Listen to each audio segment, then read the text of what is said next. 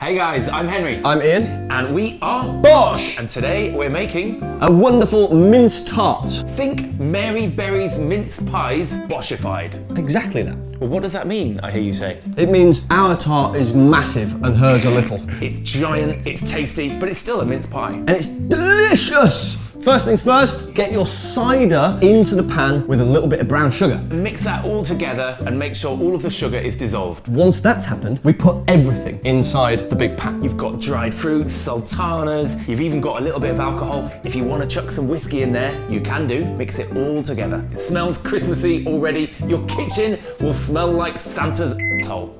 Are you allowed to say that on Santa's YouTube? grotto. Santa's grotto, correct.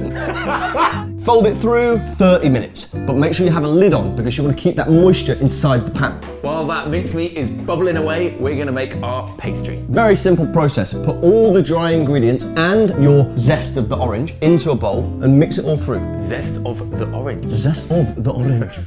Never heard it described like that before. Now we're going to add our wet ingredients. And because this isn't an exact science, add just a little bit of water, maybe 1 to 2 tablespoons until the pastry comes together. Once it's come together, get it into a ball, pop it in some cling film and bang it in the fridge for about an hour. Perfect time to go and have a beer or a sherry, whatever you want. I mean, it's Christmas after all. Now our pastry is cool. Break off little clumps of this pastry and press it into our tart shell. It takes a little while and it takes a little bit of skill, but you have that skill and you also have that time because it's going to be so worth it because this is going to be delicious. That was super motivational, mate. Make sure you press all the way up the sides to form the sides of your pastry shell. And what are we even talking about? Crust, that's the word I'm looking for. Put a sheet of parchment paper over the top of the tin and pour in your baking beads. If you haven't got baking beads, you can also use dried chickpeas, beans, whatever. Pop it into the oven for 15 minutes. And here we are, that's been blind baking. Now it's time to build our tart. Because mincemeat takes a while to make and it keeps perfectly, we've doubled up in this recipe. Put half of your mincemeat into the tart shell and spread it out. Whatever Christmas decorations you can think of, you can make them with your leftover pastry. Sprinkle over a little bit of demerara sugar and then pop the tart back into the oven for about 25-30 minutes until that sugar is caramelizing on top.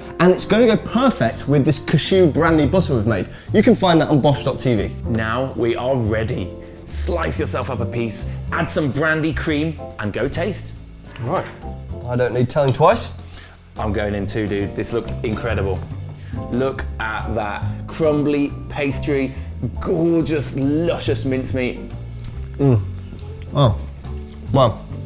The mincemeat is rich and it's deep flavour and there's some nuts in there which is great for texture. It's incredible. You've got the softness, the lusciousness of the mincemeat and that crunchy, crumbly pastry. It's incredible.